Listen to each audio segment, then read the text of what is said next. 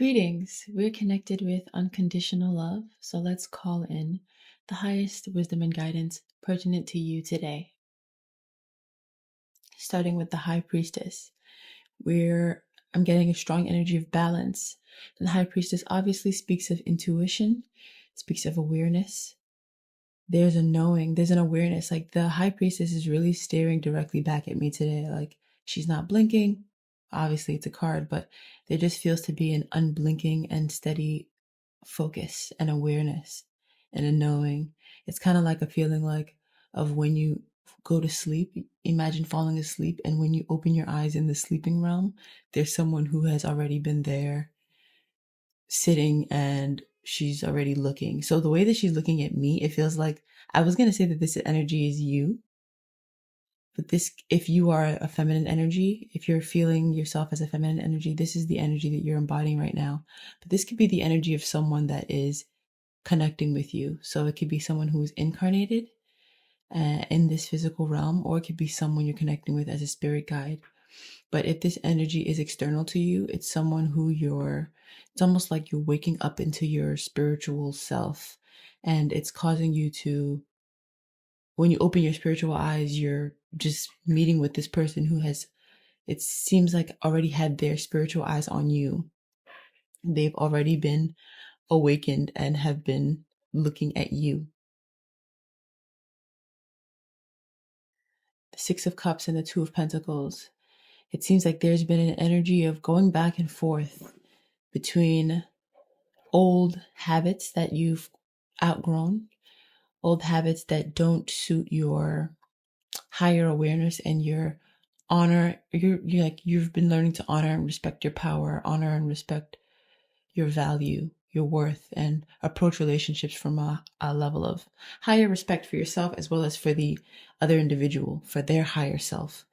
So you've been going up till now, going back and forth between those older energies and these newer energies, this newer embodiment. But right now you've delved into a deeper aspect of this embodiment. So you've gone past the crust. There's something that's not superficial, and you've opened your eyes and you're looking at this person who has already opened their eyes and is looking at you as well. So you're the High Priestess right now, but that person is also the High Priestess. And for the majority of you, that's the story I'm getting. The Knight of Wands is the next card coming out. And he's talking about action. Impulse was the first word that came to my mind. And that could be something that you want to avoid, impulse. But right now, the Knight of Wands is talking about taking action for the sake of action. Sometimes, like especially when you're feeling intuitively guided, sometimes is needed to move energy. So of course, when you're taking action for the sake of action, unintentionally, like without intention, it's like unguided. It's not what's guided. But when you're doing something intentionally and it's taking action, the Knight of Wands doesn't necessarily have a plan, a larger plan like the King of Wands might. But he's taking action and it's causing energy to move. As energy moves, lessons are learned and wisdom comes in and new steps can be made. New seeds can be planted. So that's something that that's a wisdom that you're gaining at this time, that is being offered to you to understand at this time. With the Page of Cups and the Knight of Swords coming in next, there is clarity, there's wisdom and truth coming in from your inner child. Whatever you're hearing from your inner child at this time, do not undersell it. Don't minimize it. Don't intellectualize it. Don't deny it. Don't put it to the side. Don't, argue with it. Don't do anything to compete with it or to reduce it. This is a pure truth coming in from your innocent self, your emotional water child. This is a part of you that you've always known, and this is a truth that your soul has always felt and always known since you were a wee puckered one, a wee small child. And it's now ready to be ingested by you. There's some part of you that is awake enough. There's some part of you that is so deep that you have awakened to at this time that is now ready to speak a truth to you. Don't argue with it. Don't come and contest. Just listen, just feel. It's really just feel, because it's an emotional truth that's coming into you through your heart, the deepest parts of your heart. The Chariot. This truth is about the way forward. This truth is about, the Chariot is a journey. The Chariot is a strong energy that pushes directly through and directly forward. And it's just a way and a path. And for you, this will be unique. It will be individual. And your Page of Cups, that is your inner water child energy, is wanting to intimate to you exactly what she feels. So what she wants, what she feels is what she wants. The truth lays right there. So if you're feeling discomfort, right there is the truth of how to ease your discomfort. If you're feeling joy, right there is the truth of how to expand your joy. Your inner child is present. So it's about being present and aware in that moment what your inner child is intimating to you. It's a very, moment to moment wisdom that you're coming into right now because of this intuitive depth that you've recently tapped into. On the split, we have the energy of the King of Pentacles. So this has to do with your security and your stability. It has to do with your finances. It also could have to do with an external energy, like a competing energy. It could be you feel that there's a person outside of you.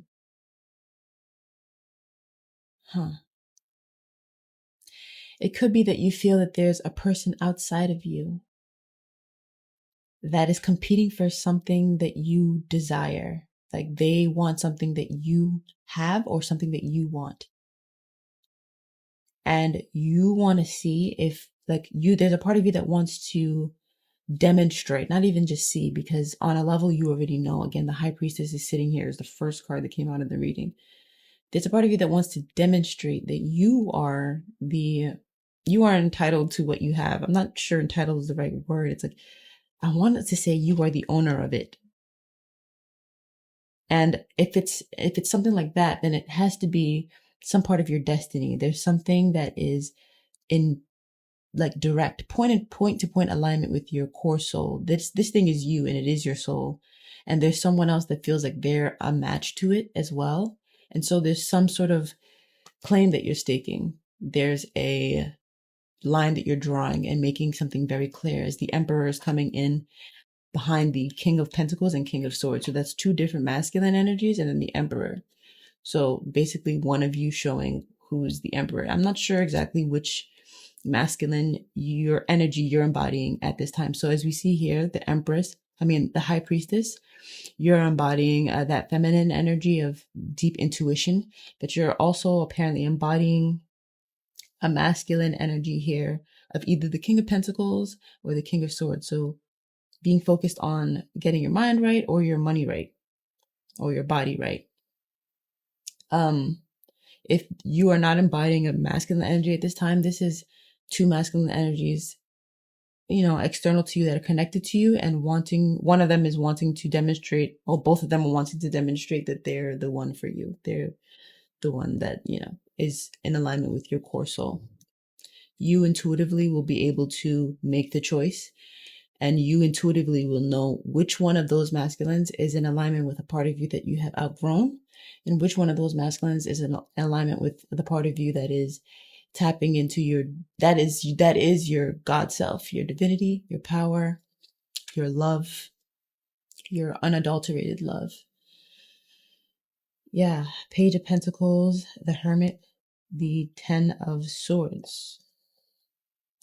Those are just more energies that are on the split. So this is talking about the process of making that choice for you. If these two masculines are energies that are external to you, that's talking about looking deeper at your inner child and what drives you, what is of value to your inner child and why.